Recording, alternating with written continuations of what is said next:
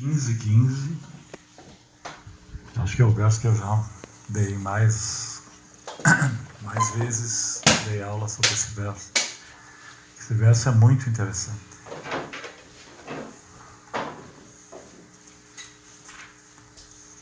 Inesgotável. Cada frase desse verso é motivo para uma aula inteira dele. Capítulo A Yoga da Pessoa Suprema. Sarvasya chaham hridi sanivishto mathasmritir gyanam nadbhanam cha vedaischa sarvairaham eva vedyo vedanta krit vedavireva chaham. Tradução e significado de Srila Prabhupada. Então vou ler o significado. O Senhor Supremo situa-se como Paramatma nos corações de todos e é Ele que dá início a todas as atividades. A entidade viva esquece tudo o que aconteceu em sua vida anterior, mas ela tem que agir segundo a orientação do Senhor Supremo, que testemunha todo o seu trabalho. Por isso ela começa a trabalhar de acordo com suas ações passadas. O conhecimento necessário lhe é suprido e também a lembrança. E ela se esquece sobre sua vida passada. Logo, o Senhor não é apenas onipenetrante. Ele também está localizado em cada coração individual. Ele concede os diferentes resultados fruitivos. Ele é digno de adoração, não só como Brahman pessoal, a suprema personalidade de Deus e o Paramatma localizado, mas também como a forma da encarnação dos Vedas. Os Vedas nos dão a direção correta para que possamos organizar nossas vidas e voltar ao lar, voltar ao Supremo. Os Vedas ensinam a respeito de Krishna, a suprema personalidade de Deus, e Krishna, em sua encarnação como Veda Vyasa, é o compilador do Vedanta Sutra. O comentário que Vyasadeva faz acerca do Vedanta Sutra no Srimad Bhagavatam dá a verdadeira compreensão do Vedanta Sutra. O Senhor Supremo é tão completo que, para ajudar a alma condicionada a salvar-se, Ele fornece e digere o alimento, testemunha sua atividade e dá o conhecimento sob a forma dos Vedas. E sendo a suprema personalidade de Deus, Sri Krishna, Ele ensina o Bhagavad Gita. Ele é digno de ser adorado pela alma condicionada. Assim, Deus é muito bom. Deus é muito misericordioso. Anta pravishta shasta jananam. Tão logo abandona o seu corpo atual, o ser vivo esquece o que passou, mas volta a começar seu trabalho impelido pelo Senhor Supremo. Embora lhe esqueça, o Senhor lhe dá a inteligência para retornar ao seu trabalho a partir do ponto onde ele o deixar em sua última vida. Assim, a entidade viva não só goza e sofre neste mundo conforme o que lhe é imposto pelo Senhor Supremo, situado localmente no coração, mas também recebe dele a oportunidade de compreender os Vedas. Se alguém leva a sério a compreensão do conhecimento védico, então Krishna lhe dá a inteligência necessária. Porque ele quer que o conhecimento védico seja compreendido, porque a entidade viva individual precisa compreender Krishna. A literatura védica confirma isto. Yo aso sarvair vedaish giyati. Em toda a literatura védica, a começar dos 4 Vedas, do Vedanta Sutra e dos Upanishads e Puranas, celebra-se as glórias do Senhor Supremo. Quem executa os rituais védicos comenta a filosofia védica e adora o Senhor em serviço emocional, alcança-o. Portanto, o propósito dos Vedas é compreender Krishna. Os Vedas nos orientam em como compreender Krishna e nos dão o processo através do qual podemos realizá-lo. A meta última é a suprema personalidade de Deus. O Vedanta Sutra 1.1.4 confirma isto com as seguintes palavras: Tatu samam vayat. Pode-se atingir a perfeição em 3 etapas. Compreendendo a literatura védica, podemos entender nossa relação com a Suprema Personalidade de Deus. Executando os diferentes processos, podemos aproximar-nos dele e no final podemos alcançar a meta suprema, que é o próprio Senhor Supremo. Nesse verso define-se com clareza o propósito dos Vedas, a compreensão dos Vedas e a meta dos Vedas. Sarvasyachaham ridi sanavishtu matahasmriti gyanam apahanam cha vedishcha sarvairaham eva vedyo vedanta krit vedavideva chaham. Estou situado nos corações de todos e é de mim que vem a lembrança, o conhecimento e o esquecimento. Através de todos os Vedas é a mim que se deve conhecer. Na verdade, sou o compilador do Vedanta e sou aquele que conhece os Vedas. Om Jnana-timirandasya Jnananjana Chalakaya Chakshurmilitam Jnana Tasmai Shri Guravei Namaha. Nasci na mais obscura ignorância e meu mestre espiritual está iluminando os meus olhos com o shot do conhecimento. Por isso lhe rendo minhas mais humildes e respeitosas reverências. Namah Vishnu Paraya Krishna Prestaya Bhutale Srimate Hridayananda Goswami Tanamine Namaste Guru Hamsaya Paramananda Nandase Prabhupada Pramodaya Dusta Siddhanta Nasinei.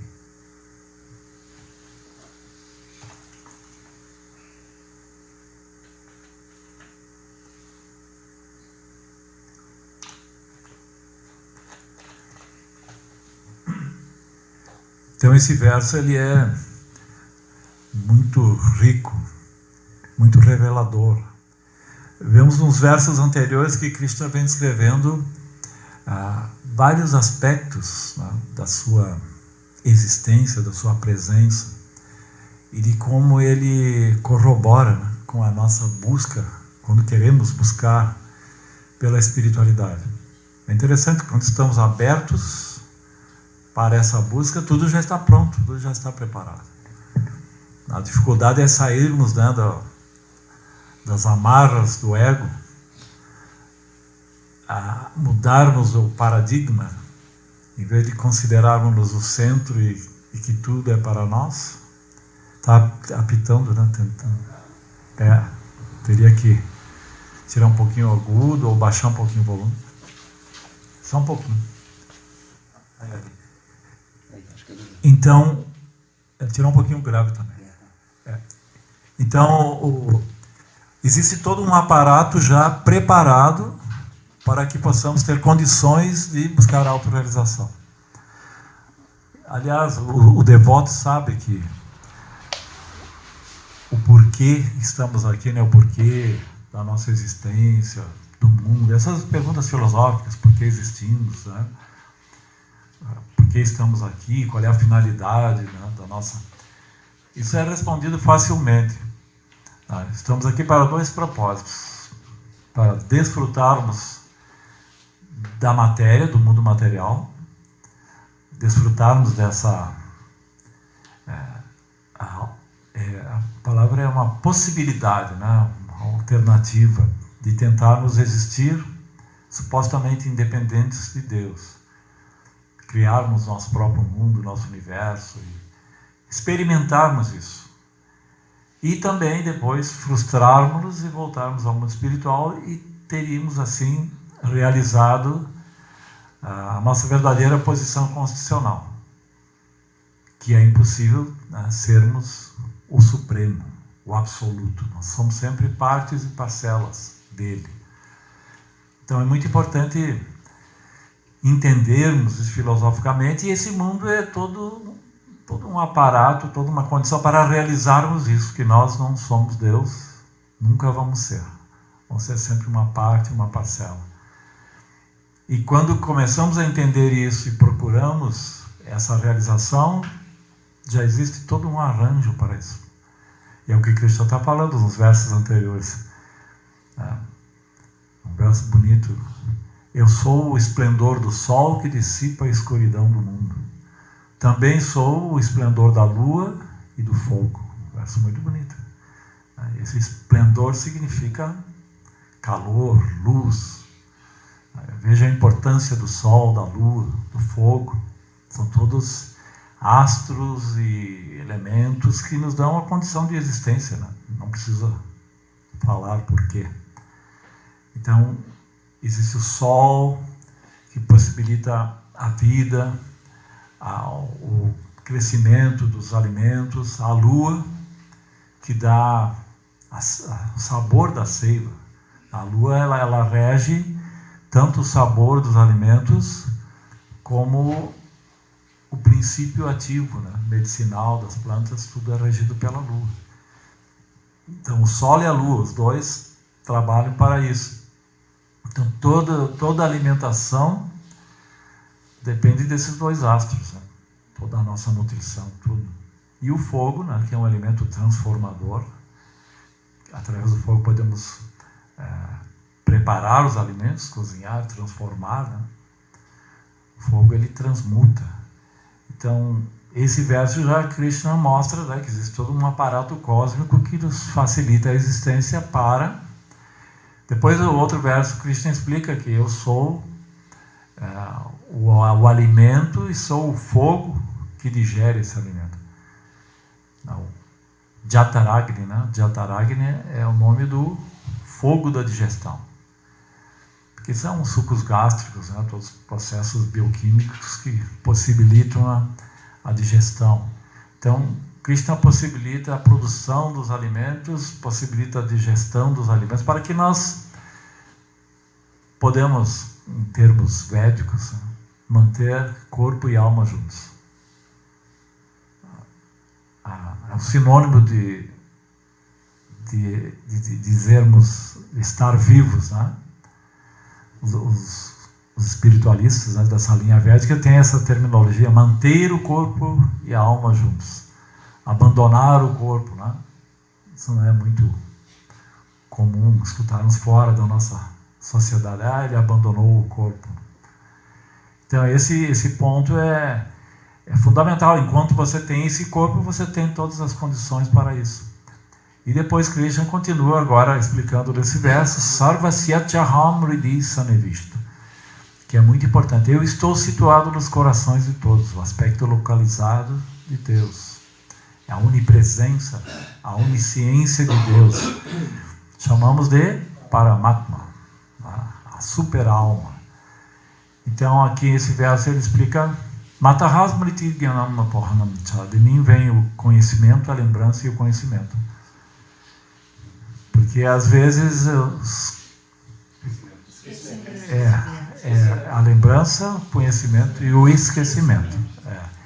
Então, de uma vida para outra nós esquecemos. E esse esquecimento é importante. Todos sabem por quê, né? Que nós não teríamos estrutura de lembrar o que nós fomos numa vida passada e o que vamos ter que espiar nessa vida. Ninguém tem estrutura para isso. E é importante, e não é muito relevante saber isso, tá? Porque às vezes existe uma crítica em relação à reencarnação, no sentido de que nós nessa vida estamos espiando os resultados, tá? Estamos vivendo os resultados das nossas ações prévias de uma vida anterior. É como se estivéssemos sendo julgados ou sendo penalizados por algo que a gente nem lembra o que fez, tá? Assim, se tu está no tribunal, o que mais vai estar evidente é a lembrança do que você fez. Em cima disso vai ser o julgamento e tudo, né? Então, como você pode ser julgado ou estar vivendo os resultados, o sofrimento, ou colhendo os bons frutos do karma passado, se você não consegue estabelecer essa relação, isso parece injusto. Mas isso não é relevante. Inclusive, não se aconselha, a não ser por questões terapêuticas, né, fazer regressão e mexer com o passado, com outras vidas e tudo isso. O devoto não precisa. Por que o devoto não precisa disso? Não tem essa curiosidade. Porque o importante é entender o princípio que rege a reencarnação, não detalhes. O Bhagavad Gita também, Krishna tem um verso que ele fala, mas para que Arjuna todo esse conhecimento detalhado? Basta saber que apenas por uma centelha minha eu penetro e controlo tudo que existe.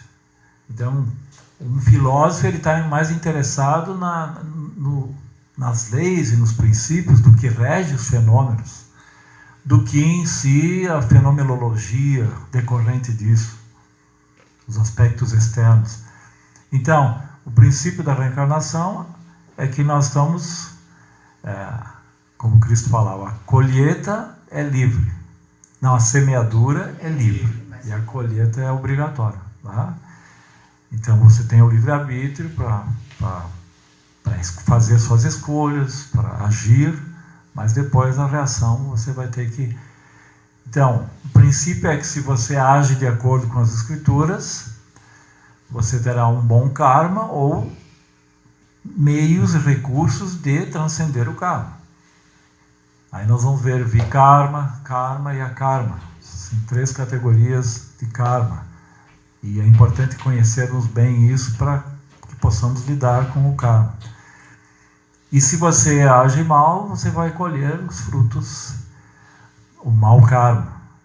Então você, sabendo dessa lei, tendo, aqui Krishna, esse verso, ele fala, Vedeshcha sarvaira rama evavedyo.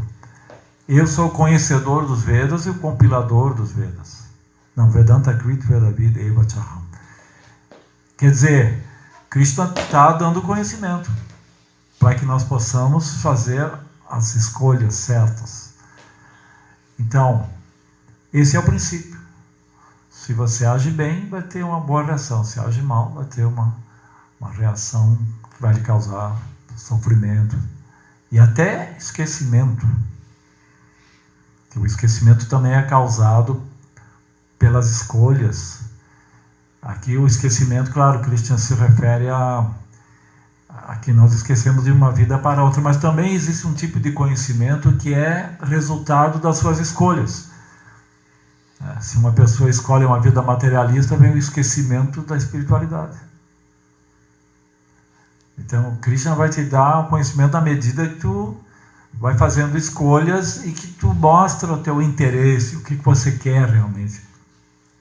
Então, se você quer poder, fama, riqueza, Krishna vai direcionando, ele que está no seu coração, de acordo com os seus créditos, méritos, ele vai te dando condições para você ter poder, para ter fama, para ter riqueza.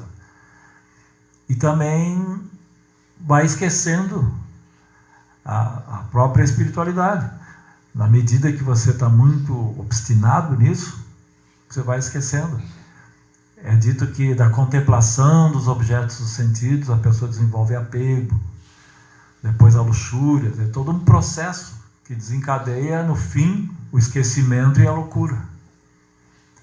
Então, conforme você escolhe algo para a sua vida, você vai esquecer outras. Então, por isso que Krishna tem como princípio mais importante a lembrança, lembrar sempre de mim. Pense sempre em mim, torne-se meu devoto. Esse verso, pense sempre em mim. Haja na sua vida de forma que tudo que você faça possa lembrar-se de mim. Porque se você lembra Krishna, você vai lembrar seus ensinamentos, você vai lembrar sua posição constitucional, tudo. Toda a tua vida vai estar na perspectiva correta, toda a tua compreensão. Toda boa fortuna é lembrar-se de Cristo. Sempre. Você vai tomar uma decisão, você cometeu uma atividade pecaminosa, é um momento que não se quer lembrar de Cristo, mas é ali que tem que lembrar. Sempre lembrar de Cristo. E torne-se meu devoto no sentido de tem que praticar isso, tem que trabalhar. Você tem que ter o sadhana, disciplina. Tá? Essa frase, por isso que é um dos versos mais importantes do Bhagavad Gita. Tá? Ele é o verso que ele repete 2 vezes no Bhagavad Gita. Tá? Pense sempre em mim, torne-se meu devoto.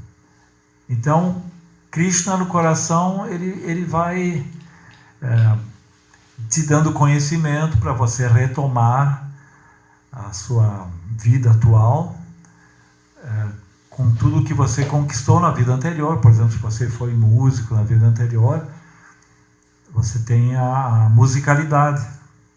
A gente vê nesses programas no YouTube crianças de 5 anos, né, que envergonham os músicos de 50, 60. Parece injusto. Você fica 50, 60 anos na música e é um músico básico.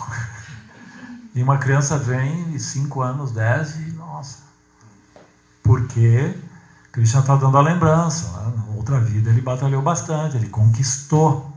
E agora o que ele está fazendo é adaptar essa musicalidade ao novo corpo. Então uns conseguem cedo isso. Então, se não entende a lei do karma, fica difícil, né, entender o porquê desses prodígios. Mas quem entende a lei do karma sabe que a coisa está continuando. Uma vez o Prabhupada comentou a respeito do Ravi Shankar, né, que era a 12ª vida que ele estava tocando cítara, né? Então não é uma coisa. Então Krishna está dando a lembrança, está dando o esquecimento, Krishna está dando o conhecimento, né? Porque é ele que faz assim, ele é o elo, né, de uma vida para outra, que ativa, porque ele lembra tudo, nós não lembramos. Ele sabe ele tem o controle da nossa contabilidade, né, de atividades piedosas, pecaminosas, méritos e deméritos. Às vezes uma pessoa se esforça muito para enriquecer e não consegue nada. E outro já herda assim, uma fortuna. Então, se não conhece como funciona, você vai ficar invejoso, revoltado, achando que esse mundo é injusto. Mas se conhece a lei do karma, não existem inocentes, né? Que nem uma criança foi estuprada, aparentemente inocente, uma criança, mas se Deus está controlando tudo e nada acontece sem a sanção dele, é porque tem um motivo por trás disso. Se você sabe que essa criança foi um estuprador, você vai achar que isso é justo, é justiça, ele tem que passar por aquela experiência. Não que seja a única maneira de aprender, porque a pessoa pode ser um estuprador e depois se tornar até uma pessoa santa, mediante a mudança, a conscientização. Mas se não chegar a isso, ele vai ter que realizar, ele vai ter que sofrer. O sofrimento é um recurso drástico, mas conhecimento é ou você aprende conhecendo, ou observando, ou realizando, ou sofrendo. São 4 métodos para se aprender. O mais inteligente é o que aprende ouvindo. Ele pode aprender, né? O crime não compensa. Entende por que não compensa? Por que eu vou me envolver com o crime se eu entendo que não compensa? Agora, se você tem alguma dúvida, aí você observa que outros se deram mal, e aí tu não vai se envolver, né? Observando, né? E se você tem apego, então você vai ter que realizar. E se você tem... E eu estou explicando o porquê, às vezes, você aprende ouvindo, ou observando, ou realizando, ou sofrendo. Agora, se você tem um vício, aí tem que sofrer. Muito. Às vezes você vem de outra vida com um vício. Aí quando você se torna adolescente, já vai se identificar com aquilo e às vezes alguém de boa família, tudo, teve boa educação, teve tudo, mas ele se associa mal porque é algo que ele... Mas então quem dosa isso, quem está é Sarvasya Chahamri de Sanavi. Eu estou situado no coração de todos. Então é importante a gente ver a proximidade de Krishna. À medida que nós somos materialistas e nossa fé é fraca, nós vamos sendo influenciados pelas conclusões do conhecimento acadêmico, da ciência. Então parece difícil aceitar essa presença tão óbvia, né, de Krishna, de Deus. Aqui Krishna está falando como ele é presente, como ele está próximo. Por isso a gente nunca está só. Um devoto, ele sempre sabe que o Paramatma está no coração. Você está caminhando na rua, ele está com Krishna. Está dormindo, está com Krishna. Tudo. Ele nunca esquece a presença do Paramatma. E sabe como ele está atuando. E mais ainda, ele vê o Paramatma no coração das outras pessoas e ouve, entende as artimanhas, né, do Paramatma te ensinando, te mostrando. Por isso que quem conhece o Paramatma tem a realização do conhecimento. Paramatma, quem tem a realização do Paramatma realiza todo o conhecimento. Sat Chitananda. Quem realiza o Brahman tem Sat, a eternidade. Quem realiza Paramatma tem conhecimento. E quem realiza Ananda, aí tem a bem-aventurança, a devoção. São diferentes graus de realização e seus respectivos resultados. E depois Krishna fala Vedascha Sarvaira Ham Eva Vidyo. Isso é muito importante. Eu já comentei várias vezes que eu sou aquele que há de ser conhecido. Porque todos nós buscamos conhecimento. O ser humano, ele busca o conhecimento. O conhecimento é uma opulência. Francis Bacon, sobrenome horrível, mas... ele dizia, conhecimento é poder. Tá? Então, todo ser humano busca o conhecimento. E o conhecimento vai te dar realmente poder, vai te dar controle. E se é o conhecimento espiritual, vai te dar a misericórdia, a liberação, vai te dar... Então, todo ser humano busca conhecimento. Mas um ser humano que vive 60, 70 anos, não é muito tempo. Durante a infância, não está procurando por conhecimento, por filosofia. Adolescência, também você está pensando em namorar. Depois, quando fase mais adulta, procura prosperidade. Metade da vida dormindo. Então não sobra muito para procurar. Então nós temos que ser objetivos. Tá? O dormindo ou acordado em Maya, né? O que é noite para todos os seres é hora de despertar para o sábio introspectivo. E o contrário também. Muitas pessoas estão dormindo acordados. Então, quando nós nos deparamos com o conhecimento, com a possibilidade de obtermos conhecimento, temos que ser objetivos. A que o conhecimento deve nos levar? Que tipo de compreensão? Qual é o objetivo? Você não pode se perder no emaranhado do conhecimento acadêmico e ficar sem o resultado último, esperando que algum cientista chegue lá.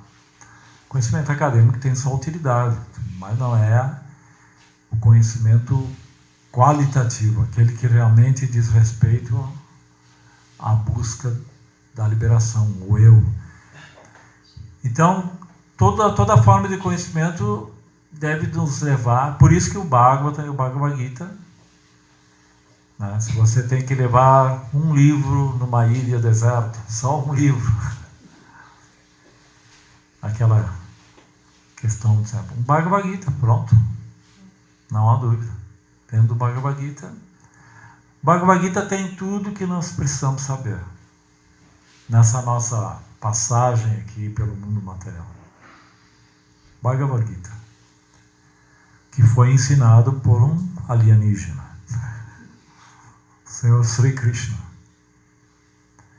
Krishna, os avatares, eles vêm, é um conhecimento, na ufologia sempre estão procurando qual seria o conhecimento, a grande revelação dos alienígenas. Que tipo de conhecimento estão esperando? A Acharya Deva fizeram essa pergunta. E ele respondeu, o que eles responderiam? Uma tecnologia superior? Aqui nesse mundo também tem veículos muito prodigiosos, como uma simples mosca, uma mosca tipo caseira. Veja só que prodígio que é. Ela pode reproduzir-se, pode pousar de diferentes maneiras, pode manter-se. Essa é mais tecnologia do que uma nave. Então, conforme o tipo de coisa que você espera, eu fiz uma palestra, já falei, sobre ufologia, e eu coloquei esse ponto, assim, que já tem a mensagem mais importante de um alienígena, em termos de ufologia, né? Não gostamos de usar essa palavra para Cristo, mas a revelação mais importante que poderíamos ter por parte de qualquer habitante de qualquer planeta desse universo está aqui. Então não vamos perder muito tempo. Vejam só a objetividade do Bhagavad Gita. Um devoto, ele já simplifica muito. Ele dá um checkmate em muitos aspectos da tradição, da cultura que a gente vive. Porque nós sabemos qual é o propósito da vida. Essa é a verdadeira contracultura. No meu tempo de jovem tinha coisa da contracultura, tinha alguma coisa errada no sistema que temos que combater, né? Alguma coisa hipócrita no sistema, mas a contracultura ainda está longe. E quando você começa a entender a questão da tradição, da cultura materialista, não podemos perder tempo. Vamos direto naquilo. Isso que Krishna diz é simples verso. Eu sou o que há de ser. Então, o que o Prabhupada assim fala, consciência de Krishna. Então, isso significa a consciência de Krishna. Que se você é consciente de Krishna, você sabe tudo. Se conhece Krishna, tudo o que precisa saber. Depois são detalhes, né? Como o Prabhupada falava, que a consciência de Krishna ela é simples e profunda ao mesmo tempo, como a água do mar, como o mar, né? Ele é simples porque é só água e sal, mas é profundo. Então, o conhecimento da Bhakti Yoga é simples, né? Cristo resumiu isso: amar a Deus sobre todas as coisas. Pense sempre em mim, torne-se meu devoto. Tá?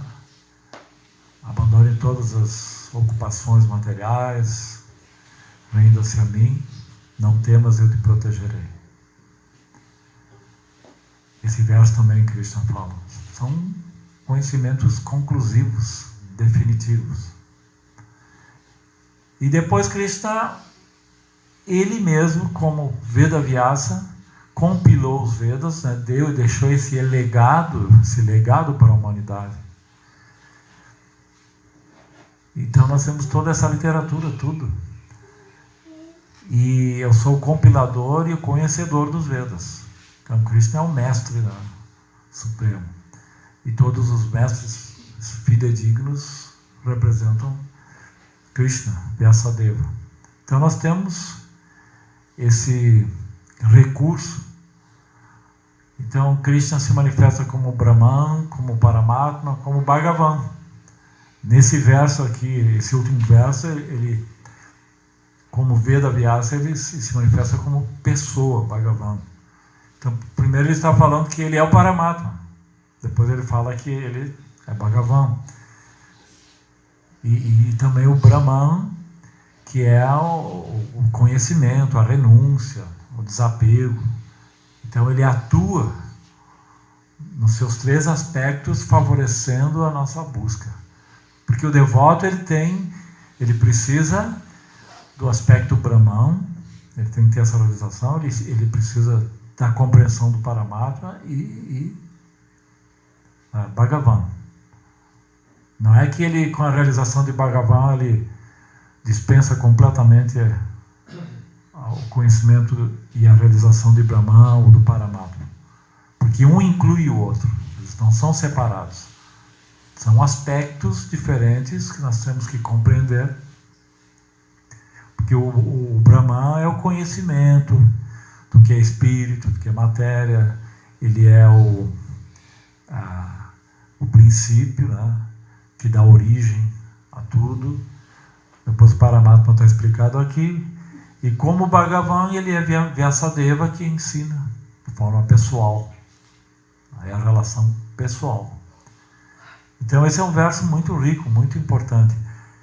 E ele mostra como nós temos muitas facilidades. Temos ainda mais que nós temos esse movimento, né? O Prabhupada trouxe isso é muito importante. Foi o pioneiro, Prabhupada, de trazer para o Ocidente o Bhagavad Gita traduzido. Eu sempre digo, né, que esse Bhagavad Gita ele tem Shakti. Antes de Prabhupada já tinha traduções do Bhagavad Gita. Mas nenhum Bhagavad Gita fez um movimento, milhares de devotos, seguidores. Então, esse é um Bhagavad Gita que tem Shakti, porque ele é fidedigno, porque ele é como ele é. Como ele é. Não é verdade? Eu já tinha um Bhagavad Gita em casa, mas aquele Bhagavad Gita do Humberto Roden não fez nada, não mudou nada. Isso era mais um livro. O Evangelho, o Tao Te Ching, Bhagavad Gita, Dharmapada, mais um livro aí na biblioteca. Mas quando eu entrei em contato com esse Bhagavad Gita, aí sim, revolucionou, porque tem Shakti, ele é Krishna, né? É Vyasadeva, exato. Vyasadeva que está aí. Se você tivesse acesso a Vyasadeva no Himalaia, qual é o conhecimento que ele ia te dar? Ele ia dizer, volta e lê o Bhagavad Gita Prabhupada. Não precisa vir até o Himalaia. Você já tem. Não tem nada de tão que você tem que saber. Está ali o Bhagavad Gita. A nossa Prabhupada fez isso, traduziu todo o Bhagavatam. Prabhupada, imagina, quem tinha acesso ao Bhagavatam aqui no Ocidente? 19 volumes. Prabhupada, ele deixou tudo pronto, um movimento, templos, comunidades rurais, Gurukula, tudo. Uma sociedade completa, estruturada, para que nós tivéssemos todas as facilidades para uma vida espiritual. Está muito grande o trabalho de Prabhupada. E depois também abriu espaço para outros gurus, da Gaudiya também veio para cá, tudo, mas aí o caminho já estava preparado. Você sabe, né, que houve tentativas anteriores, né? E Bhaktisiddhanta enviou alguns sannyasis para a Inglaterra. Aí eles entraram em contato com a nobreza, né? O pessoal lá. Prabhupada já foi com os hippies, os mais caídos. Viram o filme de Prabhupada, né? E quando chegava o momento de revelar o que deve ser feito para mim ser um devoto, cumprir os 4 princípios, eles ficavam sem comer carne, peixe, ovos, sem jogos de azar, sem sexo ilícito, sem intoxicação, um vinhozinho, não. Aqui se diria uma cerveja. O que eu vou fazer? Que desfrute eu vou ter? E eles justamente colocavam as coisas nesses termos. E aí eles não aceitavam um processo tão inatingível, tão absurdo, abandonar os prazeres da vida. Então, mas Prabhupada, ele teve todo o tato, e é paradoxal que justamente ele pregou para uma sociedade que era contra a hierarquia, contra a disciplina. Os hippies, eles estavam... eles estavam, assim, numa postura contrária a disciplinas, tradições, e Prabhupada justamente trouxe a disciplina, uma tradição antiga, a renúncia, mas na medida que eles entendiam a profundidade disso, e com a Shakti de Prabhupada, é um despertar. Eles encontravam a paz e o amor. O verdadeiro, como eu encontrei a verdadeira contracultura. Quando eu comecei a ler Prabhupada, porque a única contracultura que se sustenta é que não pode ter nada material. Porque enquanto você tiver identificações materiais, você vai estar envolvido com uma sociedade materialista de alguma forma, seja direita, esquerda, cultura, contracultura, todas essas dualidades dentro do paradigma da sociedade material não te dá alternativa definitiva. Muitos que eram hippies no Woodstock viraram burgueses depois. Quer dizer, não houve algo definitivo que trouxe uma mudança. Então, quando uma pessoa procura realmente a verdade, ela vai aparecer. Para quem é sincero. Krishna fala, né? Para quem é meu devoto, sincero, eu que estou situado no seu coração, né? Dissipo a escuridão, mostra o caminho pelo qual ele pode chegar a mim. Tudo é uma questão de sinceridade, de querer mesmo. Então, Jai, todas as glórias, a Srila Prabhupada. Se alguém tiver alguma pergunta, obrigado pela presença de todos. Pensava que ia encontrar só o Luciano César e o Elton. Estava sentado aqui, está mais confortável. Sim. Na nossa idade a gente tem direito, né? Poltrona. Eu quero te fazer uma pergunta. Você é jovem. Por exemplo, fazer uma pergunta bem fora mesmo do esquema. Pode ser. Por que tanto a religião cristã insiste tanto que não existe reencarnação? E a Bíblia também, em Isaías, em vários lugares, fala assim, né, determinantemente que não existe encarnação. E fala também no Gênesis que o Noé, essa turma, ele viveu 900 anos, 800 anos, 700 anos. E aí, por causa dessa idade longa que eles tinham, não era necessária a reencarnação. Numa vida eles completavam o ciclo de 900 anos de vida, mas Enoque viveu 900 anos, está escrito lá, né? Em Dwapara Yuga. 900 anos, não sei se é o mesmo padrão que nós temos de tempo aqui, provavelmente não, né? Em outra era. Enoque e outros mais ali. O Noé viveu 400 anos, depois então, segundo uma linha de pensamento bem meio diferente assim, não haveria reencarnação dentro dos propósitos divinos se a pessoa tivesse 500 anos de vida, né? Conforme na Bíblia. Depois, com a queda da humanidade, aí foi introduzida a carne, uma série de coisas, a vida permitiu que o homem ali se transformasse, e a vida dele foi encurtada para 80, 100 anos. A partir dali, então, houve a necessidade de reencarnação, porque a vida era mais curta e não tinha como completar um ciclo com 100 anos. Essa é uma linha de pensamento que o pessoal fala, né? Agora, dentro da visão védica, sempre foi um propósito divino a reencarnação. Mas dentro da visão cristã, não era assim. Originalmente não era para ser assim. Porque a reencarnação é tipo um quebra-galho, porque o ser humano caiu de tal forma que não tinha como viver com menos, completar o seu ciclo com uma só vida de 100 anos. Né? Então, só colocando essa questão para tu decifrar, dentro da visão védica, Deus sempre quis a reencarnação, digamos, Krishna, né? E dentro da visão cristã, não. Né? Como é que a gente encontra um ponto de equilíbrio ali? Né? Não, na verdade, em Satya Yuga, da primeira era, é dito que as pessoas viviam 100 mil anos. Porque a questão de Noé, isso faz alusão à era anterior. Isso é védico isso. Na era anterior, na Dwapara Yuga, a idade era de 1000 anos. Na primeira era 100 mil anos. E é dito que todos viviam em uma condição sátvica, né?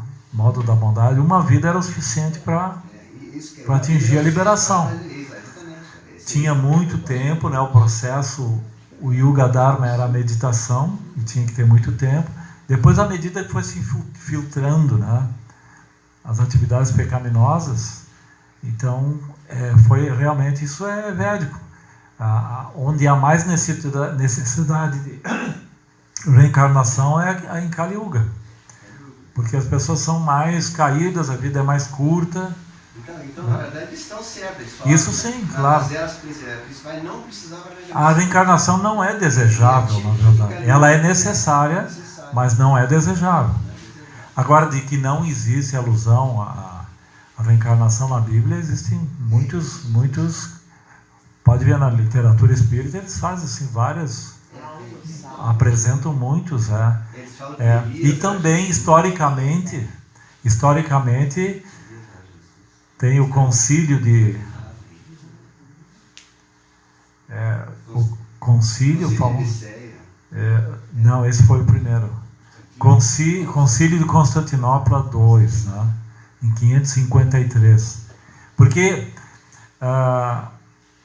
existiram até interesses institucionais em eliminar a doutrina da reencarnação. O próprio Orígenes é um dos padres dos antigos, logo depois de Cristo, 100 anos depois, ele viveu 150 anos depois de Cristo, quando o cristianismo estava assim, fundamentando a sua doutrina. Temos o personagem Orígenes, que era reencarnacionista. Ele admitia a pré-existência da alma. Tá? Eu não vou entrar em detalhes aqui, mas tem muitas evidências, né? Eu sempre estudei muito isso. Mas nesse concílio de Constantinopla II, foi no ano de 553, houve um episódio interessante, bastante político ali, porque os concílios tentaram definir o que é canônico, o que não é canônico, o que é autorizado, não, tá? Dentro da doutrina cristã. Então, os concílios, eles promoveram mudanças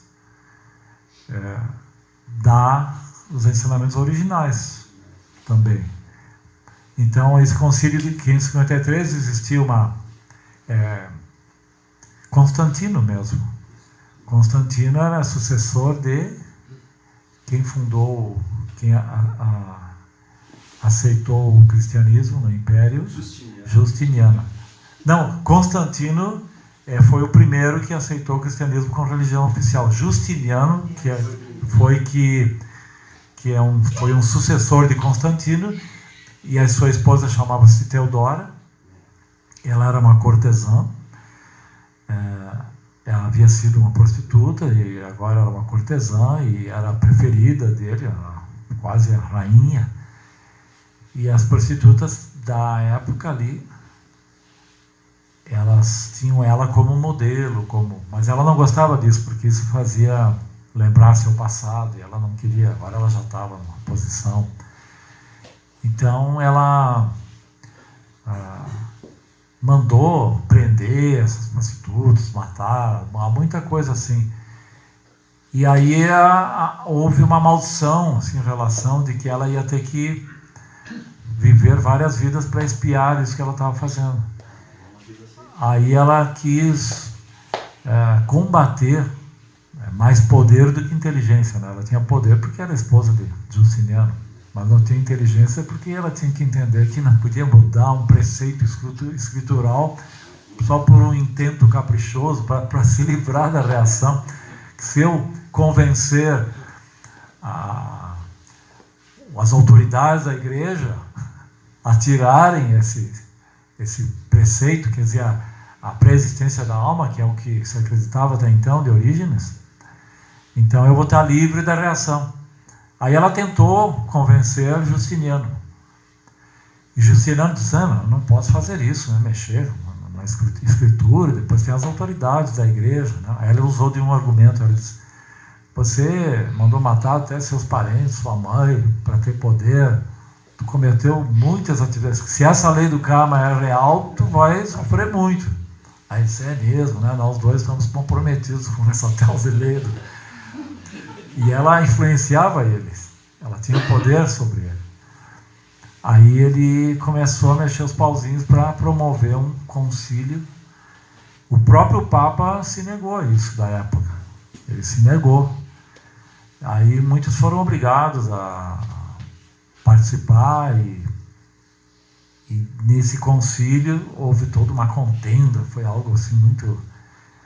E a reencarnação perdeu de 5-2, 5-3 foi.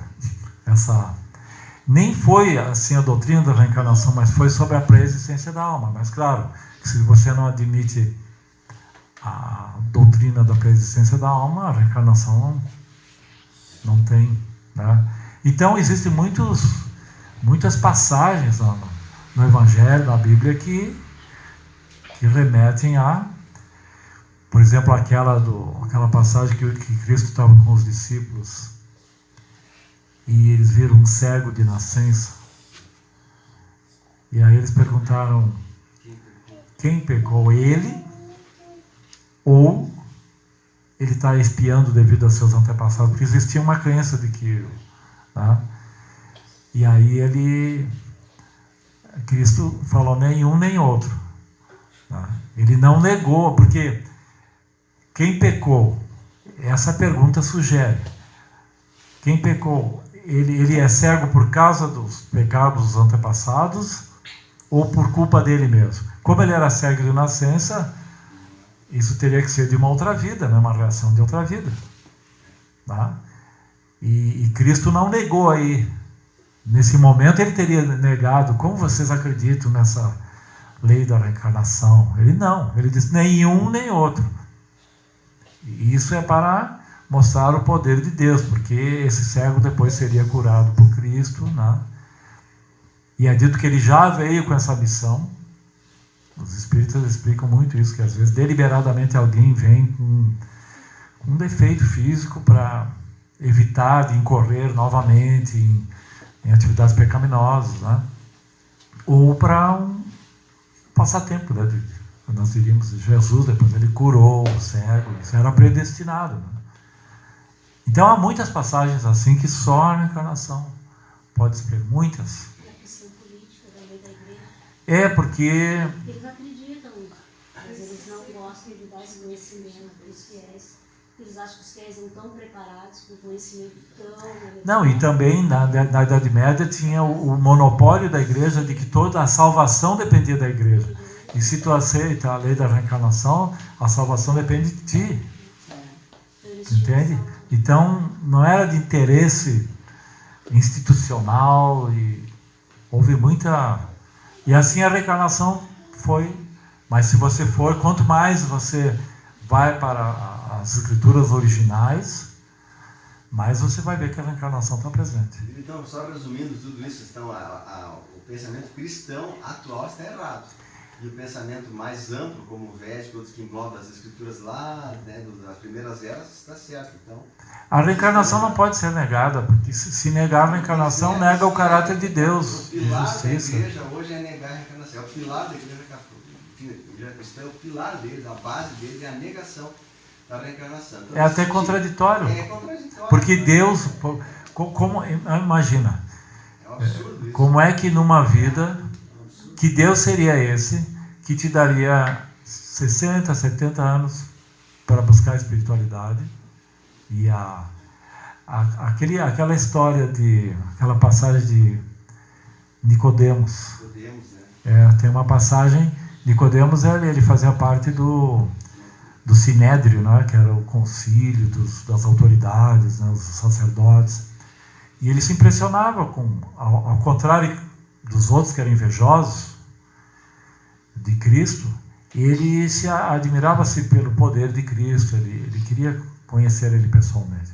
A própria passagem de Emaús fala, né, Cristo, quando ele voltou. Então é uma contradição. Tem muitas passagens, mas essa de Nicodemos é interessante, porque ele foi escondido, né, procurar Cristo, e aí ele perguntou a Cristo, né, o que é necessário para a salvação, né? E aí ele disse: você terá que nascer de novo, tá? E aí Nicodemos não entendeu. Você terá que... porque aqui pode fazer alusão ao nascer de novo em consciência, em espírito, né? É dito que é nesse contexto que Cristo fala.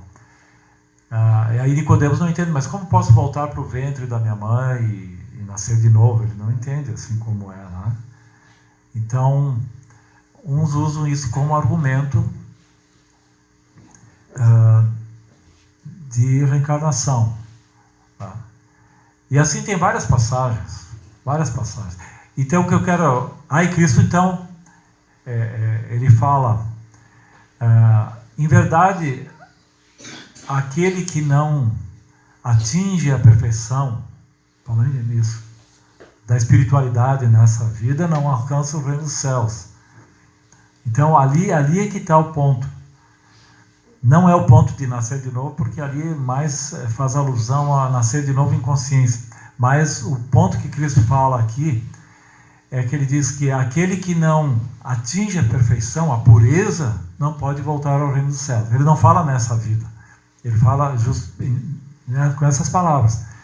Em verdade, aquele que não atinge a pureza completa, em outras palavras, que não se tornar um devoto puro, não pode ir para o reino dos céus. Então ninguém iria, né? Então, quem é que vai atingir numa vida essa perfeição, agora, em Kali Yuga, com toda essa atmosfera imprópria para a religiosidade, com a vida tão curta? Então, como é que Deus exigiria tanto, dando tão poucas condições? Tá? Então, essa afirmação de Cristo mostra bem que para atingir essa perfeição, só a reencarnação vai justificar. Que você terá que ter tempo para isso. Tempo. E tempo é... Será que um dia eles vão dar o braço a torcer? Ficou quase uma guerra de braços. Tipo, não abre mão, né? É. Eu não sei o que vai acontecer. Mas muitos... E outra coisa, além de você não conseguir numa vida, você corre o risco de ser condenado eternamente ao fogo do inferno. Então, primeiro, Deus não te dá a chance que tu precisa. E se tu não consegue, vai para o inferno eternamente. Isso não é contraditório. Que Deus é esse? Eu prefiro Cristo. Se você que esse Deus cristão não... É que nem, dá um exemplo assim de um time de futebol, um time de basquete, qualquer time. Você é um jogador e você vai defender o teu time, tudo, mas se você errou uma vez, não tem mais uma segunda chance. Aí vai expulso do time. Não faz sentido. Não faz, é uma coisa... Então, bem-vindos ao Bhagavad Gita de Srila Prabhupada. Nós não temos esse conflito. Não temos que provar... Se houvesse a reencarnação dentro do cristianismo, que é mais dominante, né? Eu acho que muitos problemas do mundo hoje não existiriam, né? Até guerras e conflitos, porque ia ter mais. Então, como eles botaram uma pedra ali no meio que, né? É um obstáculo isso, né? Para a salvação da pessoa, né? Para entender como funcionam as coisas. Eles falam até, os padres dizem, quem acreditar na reencarnação vai para o inferno, não sei o que. Não quero isso. É assim, Mas existe expiação do cristianismo, você vê que Jesus então ele assumiu todo o pecado de toda a humanidade, então você já está livre. A expiação deles é essa, não é que você tem que ter sua expiação própria. Mas Cristo mesmo dizia, e depois e não peques mais. Tá? Quer dizer, quando ele curava alguém, ele perdoava o karma da pessoa, mas ele disse, não peques mais. Quer dizer, se o sangue de Jesus, isso é absurdo, que depois que Jesus... Até aquele momento. Exatamente, aquele momento ele até... E na verdade é através do Evangelho que ele trouxe o conhecimento que te possibilita buscar a salvação. Você vê que na hora da morte mesmo, com cristão, a gente tem presenciado assim, pessoas, né, idosas, na família mesmo, assim, que as pessoas se sentem assim, muito desamparadas, assim, com medo mesmo da morte. E a cultura védica é o contrário, o devoto ele sabe, o devoto, o espiritualista em geral, né, mesmo um personalista, ele sabe que a vida é eterna, que ele não vai morrer, ele só vai trocar de roupa. Então, sim, o medo da morte para o espiritualista que segue essa tradição, a nossa tradição, exato, aí, se você tem lógico, você está realmente sendo... porque para o cristão o próprio Justiniano, ele não queria ser... Ele não queria ser... como é que é? Batizado. Ele queria deixar para o fim da vida. Porque o batismo perdoa os pecados, mas depois, se continua pecando, não tem mais outra chance. Então ele queria, só no fim da vida, ser batizado para morrer sem pecado. E ele foi protelando. Enquanto um ateu, né, na hora que ele está no sofrimento, abandonando realmente a condição material de uma doença, a Deus me ajuda. Porque é natural do ser humano, exatamente, é a alma que transcende os conceitos. O meu esposo eu não sei o que, aí a idade vem, agora a igreja Não entrava? Não. Igreja, nada. Então já todas as lojas estiveram ocupadas.